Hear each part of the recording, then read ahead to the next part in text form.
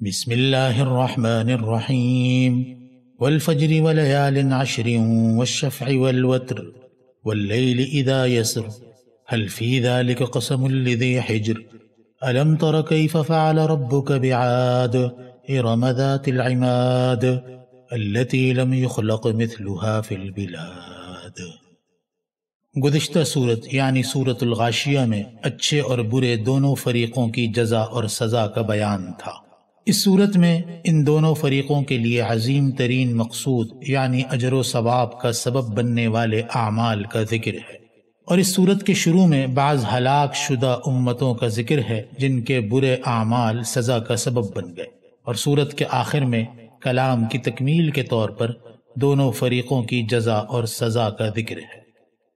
والفجر، قسم ہے فجر کے وقت کی، ولیال عشر، اور قسم ہے ذوالحجہ کے مہینے کی 10 راتوں یعنی 10 تاریخوں کی کہ وہ راتیں نہایت فضیلت والی ہیں۔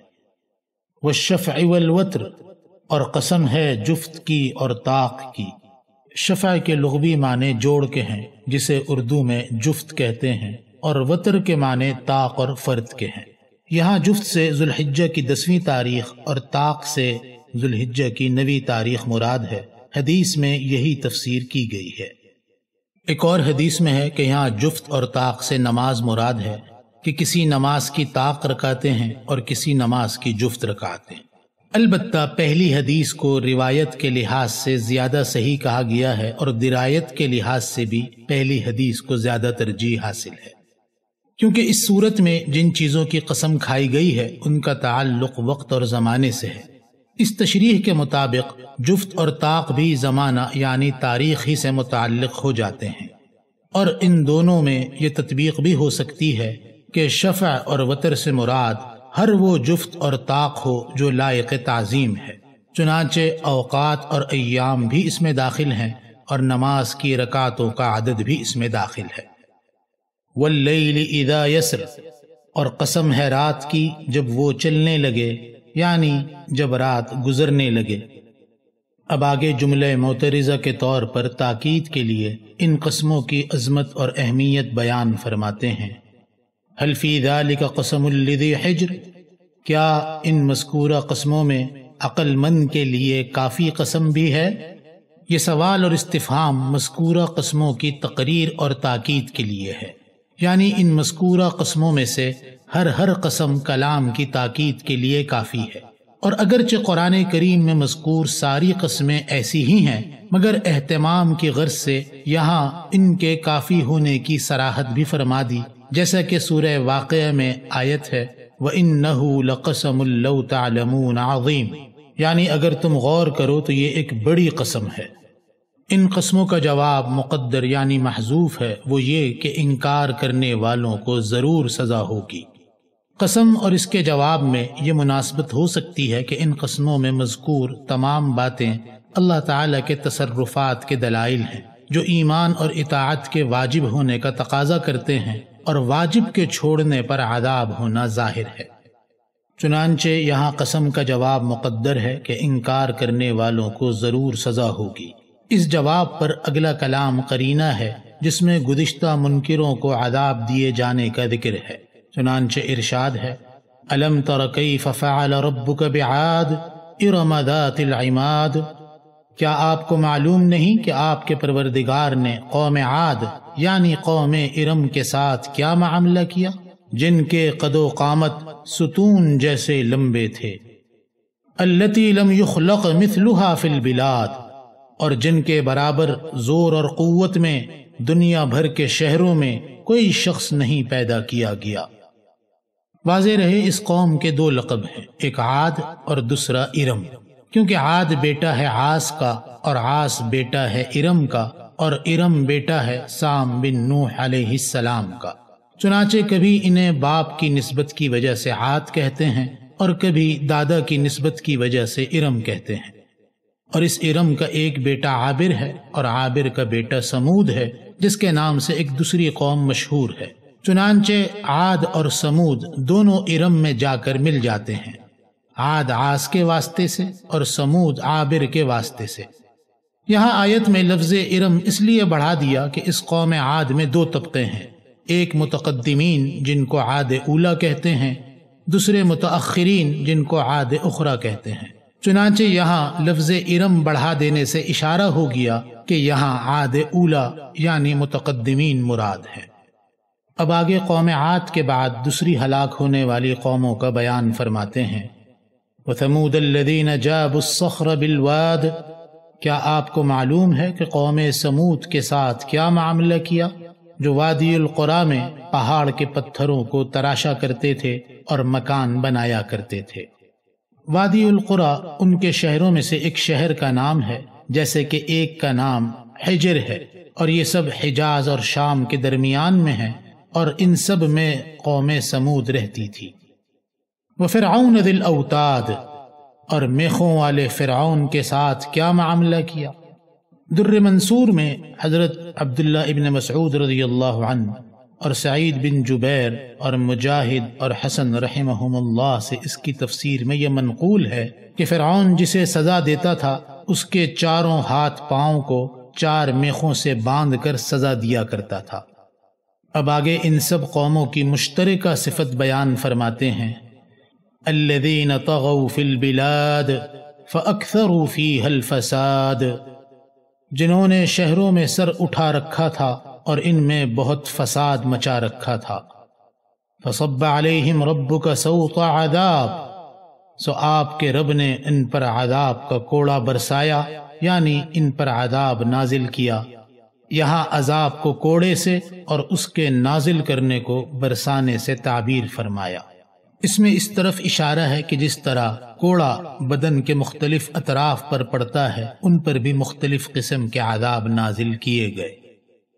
اب آگے اس عذاب کی علت اور موجودہ لوگوں کی عبرت کے لیے ارشاد فرماتے ہیں۔ ان ربک لبالمرصاد، بے شک آپ کا رب نافرمانوں کی گھات میں ہے۔ چنانچہ مذکورہ نافرمان قوموں کو تو ہلاک کر دیا، اور جو موجود ہیں ان کو عذاب دینے والا ہے۔ مرصاد رصد گاہ اور انتظار گاہ کو کہا جاتا ہے جو کسی بلند مقام پر ہو، جہاں بیٹھ کر کوئی شخص دور دور تک کے لوگوں کو دیکھ سکے اور ان کے افعال اور اعمال کی نگرانی کر سکے۔ آیت کا مطلب یہ ہے کہ حق تعالی ہر انسان کے تمام اعمال اور حرکات و سکنات کو دیکھ رہا ہے اور سب کو ان کی جزا اور سزا دینے والا ہے۔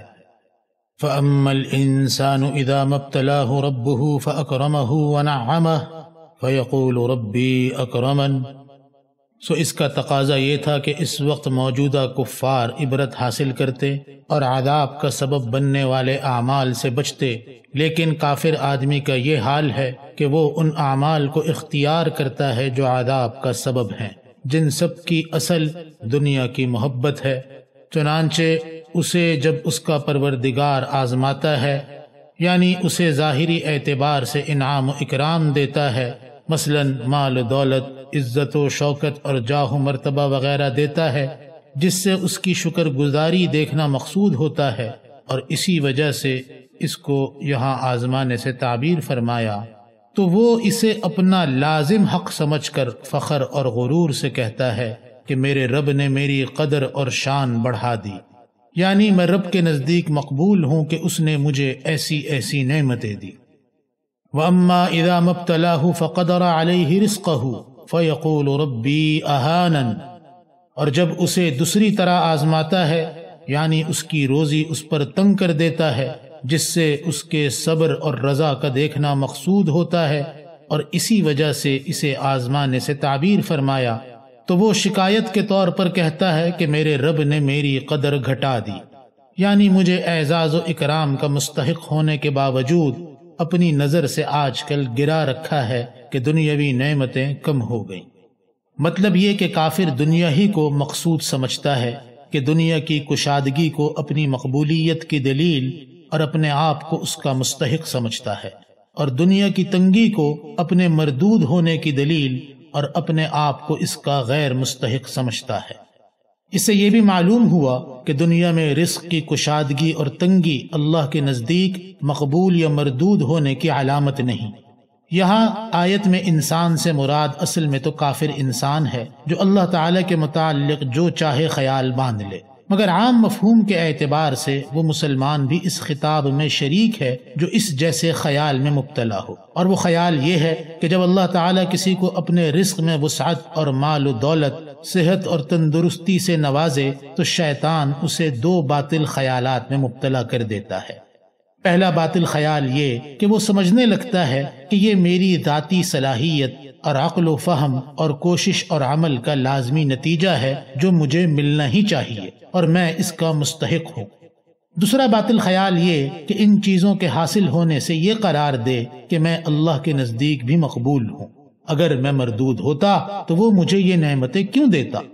اسی طرح جب کسی انسان پر رزق میں تنگی اور فاقہ آئے تو اسے اللہ کے نزدیک مردود ہونے کی دلیل سمجھے اور اس پر اس لیے خفا ہو کہ میں تو انعام اور اکرام کا مستحق تھا، مجھے بلا وجہ ذلیل اور حقیر کر دیا۔ ایسے باطل خیالات کفار اور مشرکین میں تو ہوتے ہی تھے، اور قرآن کریم میں کئی جگہ کفار کے ان خیالات کا اظہار مذکور بھی ہے۔ افسوس ہے کہ آج کل بہت سے مسلمان بھی اسی گمراہی میں مبتلا ہو جاتے ہیں۔ حق تعالی نے ان آیات میں ایسے انسانوں کا حال ذکر کرنے کے بعد فرمایا کلا، یعنی تمہارا یہ خیال بالکل باطل، بے بنیاد ہے۔ دنیا میں رزق کی وسعت اور کشادگی اللہ کے نزدیک مقبول یا نیک ہونے کی علامت نہیں، اسی طرح رزق کی تنگی اور فقر و فاقہ اللہ کے نزدیک مردود یا ذلیل ہونے کی علامت نہیں، بلکہ اکثر معاملہ اس کے برعکس ہوتا ہے۔ فرعون کو خدائی کے دعوے کے ساتھ کبھی سر کا درد بھی نہ ہوا، اور بعض پیغمبروں کو دشمنوں نے آرے سے چیر کر دو ٹکڑے کر دیے، اور رسول اللہ صلی اللہ علیہ وسلم نے فرمایا کہ مہاجرین حضرات میں سے جو فقیر اور مفلس تھے وہ اغنیاء مہاجرین سے 40 سال پہلے جنت میں داخل ہوں گے۔ اور ایک حدیث میں ہے کہ رسول اللہ صلی اللہ علیہ وسلم نے فرمایا کہ اللہ تعالیٰ جس بندے سے محبت فرماتے ہیں اسے دنیا سے ایسا پرہیز کراتے ہیں جیسے تم لوگ اپنے بیمار کو پانی سے پرہیز کراتے ہو۔ حاصل یہ ہے کہ دنیا کا ہونا یا نہ ہونا کامیابی یا ناکامی کی دلیل نہیں۔ ایک حدیث میں ہے کہ جب تم اپنی یہ حالت دیکھو کہ جب تم آخرت کی چیزوں میں سے کسی چیز کے طالب ہو اور اس کی تلاش کرو تو وہ آسانی سے مل جائے، اور جب دنیا کی چیزوں میں سے تم کسی چیز کے طالب ہو اور اس کی تلاش کرو تو اس کا ملنا دشوار ہو جائے، تو تم سمجھ لو کہ تم اچھے حال پر ہو، کیونکہ اللہ تعالیٰ تمہیں دنیا کے فتنوں سے بچانا چاہتے ہیں۔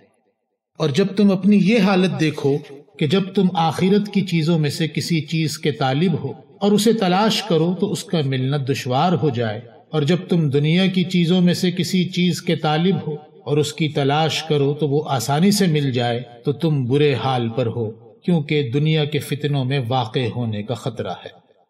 اس سے یہ بھی معلوم ہوا کہ جو لوگ کسی آزمائش اور مصیبت میں مبتلا ہوں تو ان کے بارے میں یہ نہیں سمجھنا چاہیے کہ یہ خدا کے نزدیک ناکام یا ناپسندیدہ ہے، اور ہم چونکہ اس آزمائش اور مصیبت میں مبتلا نہیں اس لیے ہم اللہ کے نزدیک مقبول ہیں، کیونکہ کبھی نیک لوگوں پر بھی آزمائش اور مصیبت نازل ہوتی ہے تاکہ وہ پاک صاف ہو کر اللہ تعالی کے پاس جائیں۔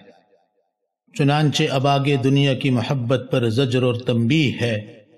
کلا، ہرگز ایسا نہیں، یعنی نہ تو دنیا مقصود بالذات ہے اور نہ ہی دنیا کا ہونا یا نہ ہونا مقبول یا مردود ہونے کی دلیل ہے، اور نہ کوئی کسی اکرام کا مستحق ہے اور نہ کوئی صبر اور شکر کے واجب ہونے سے مستثنا ہے۔ اب آگے خطاب کے صیغے کے ساتھ التفات کے طور پر فرماتے ہیں کہ تم لوگوں پر عذاب کا سبب صرف یہی اعمال نہیں، بل لا تکرمون الیتیم، بلکہ تم میں اور بھی ایسے برے اعمال پائے جاتے ہیں جو اللہ کی ناراضگی اور عذاب کا سبب ہیں، چنانچہ تم لوگ یتیم کی کچھ قدر اور خاطر نہیں کرتے ہو۔ مطلب یہ کہ یتیم کی اہانت اور اس پر ظلم کرتے ہو کہ اس کا مال کھا جاتے ہو۔ وَلَا تَحَاضُّونَ عَلَى طَعَامِ الْمِسْكِينِ، اور دوسروں کو بھی مسکین کو کھانا دینے کی ترغیب نہیں دیتے، یعنی دوسروں کے واجب حقوق نہ خود ادا کرتے ہو اور نہ دوسروں کو واجب حقوق ادا کرنے کی ترغیب دیتے ہو، یعنی عملی طور پر تم واجب حقوق کو چھوڑنے والے اور اعتقادی طور پر ان کا انکار کرنے والے ہو۔ چنانچہ واجب کو چھوڑنا عذاب کی زیادتی کا سبب ہوتا ہے، اور عقیدے کا بگاڑ اور فساد اصل عذاب کی بنیاد ہے۔ وَتَأْكُلُونَ التُّرَاثَ أَكْلًا لَمًّا، اور تم میراث کا سارا مال سمیٹ کر کھا جاتے ہو، یعنی دوسروں کا حق بھی کھا جاتے ہو۔ واضح رہے کہ یہ صورت مکی صورت ہے، اور میراث کا تفصیلی حکم اگرچہ مکہ مکرمہ میں مشروع نہ ہوا تھا، مگر نفس میراث حضرت ابراہیم اور حضرت اسماعیل علیہم السلام کی شریعت سے متوارث چلی آتی تھی۔ چنانچہ دور جاہلیت میں بچوں اور لڑکیوں کو میراث کا مستحق نہ سمجھنا اس بات کی دلیل ہے کہ میراث کا حکم پہلے سے بھی تھا۔ وَتُحِبُّونَ الْمَالَ حُبًّا جَمًّا، اور تم لوگ مال سے بہت ہی محبت رکھتے ہو، اور مذکورہ تمام برے کام دنیا کی محبت کا نتیجہ ہیں، کیونکہ دنیا کی محبت ہی سب گناہوں کی جڑ اور بنیاد ہے۔ غرض یہ سب باتیں، احوال اور افعال عذاب کا سبب ہیں۔ چنانچہ انسان کا حال یہ ہے کہ عبرت کے مضامین سن کر عبرت حاصل کرنے کے بجائے ایسے اعمال اختیار کرتا ہے جو اور زیادہ عذاب کا سبب بنتے ہیں، اس لیے اللہ تعالی انہیں عذاب دینے والا ہے، جیسا کہ پیچھے ارشاد فرمایا ان ربک لبالمرصاد، کہ بے شک آپ کا رب نافرمانوں کی گھات میں ہے۔ اب آگے ان لوگوں پر زجر اور تنبیہ ہے جو ان برے افعال کو عذاب کا سبب نہیں سمجھتے۔ کلا، ہرگز ایسا نہیں ہے جیسا تم سمجھتے ہو کہ ان اعمال پر عذاب نہ ہوگا، ضرور ہوگا۔ اب آگے جزا اور سزا کا وقت بتلاتے ہیں جس میں نافرمانوں کو عذاب اور اطاعت والوں کو اجر و ثواب ملے گا۔ ارشاد ہے اذا دکت الارض دکا دکا، جس وقت زمین کے بلند اجزاء یعنی پہاڑ وغیرہ کو توڑ توڑ کر اور ریزہ کر کے زمین کو برابر کر دیا جائے گا۔ وجاء ربک والملک صفا صفا، اور آپ کا پروردگار اور جوق در جوق یعنی گروہ کے گروہ فرشتے حشر کے میدان میں آئیں گے۔ یہ حساب کا وقت ہوگا۔ اللہ تعالیٰ کا آنا متشابہات میں سے ہے جس کی حقیقت کو اللہ کے سوا کوئی نہیں جانتا۔ وَجِيءَ يَوْمَئِذٍ بِجَهَنَّمَ، اور اس روز جہنم کو لایا جائے گا۔ يَوْمَئِذٍ يَتَذَكَّرُ الْإِنسَانُ وَأَنَّى لَهُ الذِّكْرَى، اس روز انسان کو سمجھ آئے گی، اور اب سمجھ آنے کا موقع کہاں رہا، یعنی اب سمجھ آنے سے کیا فائدہ ہو سکتا ہے، کیونکہ وہ تو دار الجزا یعنی بدلہ ملنے کی جگہ ہے، دار العمل یعنی عمل کی جگہ نہیں ہے۔ چنانچہ قیامت کا دن سمجھ آنے کے بعد جو کچھ وہ کہے گا اب آگے اس کا بیان ہے۔ یقول یا لیتنی قدمت لحیاتی، وہ کہے گا کاش میں اس آخرت کی زندگی کے لیے کوئی نیک عمل آگے بھیج دیتا۔ فیومئذ لا يعذب عذابہ احد، پس اس روز نہ تو اللہ کے عذاب کے برابر کوئی عذاب دینے والا ہوگا، ولا یوثق وثاقہ احد، اور نہ اس کے جکڑنے کے برابر کوئی جکڑنے والا ہوگا، یعنی اللہ ایسی سخت سزا اور قید کرے گا کہ دنیا میں کبھی کسی نے کسی کو نہ اتنی سخت سزا دی ہوگی اور نہ ایسی سخت قید کی ہوگی۔ پیچھے ان لوگوں کی سزا بیان ہوئی جو بداعمالی اور نافرمانی کرنے والے تھے، اور جو اللہ کے فرما بردار تھے ان کو ارشاد ہوگا یا ایتھا النفس المطمئنہ، اے اطمینان والی روح، یعنی جس روح کا امر حق پر کامل یقین تھا اور کسی طرح کا شک اور انکار نہ تھا۔ مقام کے قرینے سے یہ خطاب مومن کو قیامت کے روز معلوم ہوتا ہے۔ بعض روایات میں جو آیا ہے کہ مرنے کے وقت مومن سے یہ خطاب کیا جاتا ہے تو وہاں اس آیت کی تفسیر مقصود نہیں، اور نہ ہی اس روایت میں موت کے وقت کی تخصیص ہے۔ یہاں لفظ مطمئنہ میں ان لوگوں کے اعمال حسنہ کی طرف اشارہ ہو گیا۔ سوال ہوتا ہے کہ یہاں اعمال حسنہ کی طرف صرف اشارہ کیوں؟ جبکہ عذاب کے اعمال کی تفصیل بیان کی گئی ہے؟ اس کا جواب یہ ہے کہ یہاں عذاب کے اعمال کی تفصیل بیان فرمانا شاید اس لیے ہے کہ یہاں زیادہ مقصود اہل مکہ کو سنانا ہے، کیونکہ اس وقت مکہ میں ایسے اعمال کے مرتکب زیادہ تھے۔ ارجعی الی ربک راضیۃ مرضیہ، اے اطمینان والی روح، تو اپنے پروردگار کی رحمت کے قرب کی طرف چل، اس طرح سے کہ تو اس سے خوش اور وہ تجھ سے خوش۔ فادخلی فی عبادی، پھر ادھر چل کر تو میرے خاص بندوں میں شامل ہو جا، کیونکہ یہ بھی روحانی نعمت ہے کہ انسیت کے لیے دوست احباب سے بڑھ کر کوئی چیز نہیں۔ وادخلی جنتی، اور میری جنت میں داخل ہو جا۔ نفس مطمئنہ کو مخاطب کر کے یہ حکم ہوگا کہ میرے خاص بندوں میں شامل ہو جا اور میری جنت میں داخل ہو جا۔ اس میں پہلے اللہ کے صالح اور مخلص بندوں میں شامل ہونے کا حکم ہے، پھر جنت میں داخل ہونے کا۔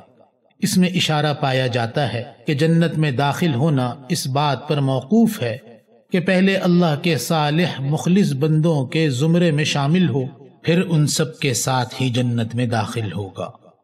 اس سے معلوم ہوا کہ جو دنیا میں صالحین یعنی نیک لوگوں کی صحبت اور معیت اختیار کرتا ہے، یہ اس کی علامت ہے کہ یہ بھی ان کے ساتھ ہی جنت میں جائے گا۔ اسی لیے حضرت سلیمان علیہ السلام نے اپنی دعا میں فرمایا وَأَدْخِلْنِي بِرَحْمَتِكَ فِي عِبَادِكَ الصَّالِحِينَ، اور اسی طرح حضرت یوسف علیہ السلام نے بھی اپنی دعا میں فرمایا وَأَلْحِقْنِي بِالصَّالِحِينَ۔ اس سے معلوم ہوا کہ صالحین کی صحبت وہ نعمت کبریٰ ہے کہ انبیاء کرام علیہم السلام بھی اس کی دعا سے بے نیاز اور مستغنی نہیں۔ حق تعالی نے یہاں دو نتیجے اور ثمرے ذکر فرمائے ہیں، پہلا خاص بندوں میں شامل ہو جانا اور دوسرا جنت میں داخل ہونا۔ غور کیا جائے تو خاص بندوں میں داخل ہونے کو پہلے فرمایا ہے اور پھر جنت میں داخل ہونا بیان کیا ہے۔ اس سے یوں معلوم ہوتا ہے کہ اصل چیز خاص بندوں میں شامل ہونا ہے، جس کی بدولت جنت ملے گی۔ اس جگہ اشارتاً یہ بات بھی ظاہر فرما دی کہ اگر ہمارے خاص بندوں کے ساتھ لگے لپٹے رہو گے، یعنی ان کی صحبت میں رہو گے، تو جنت میں داخل ہونا نصیب ہو جائے گا۔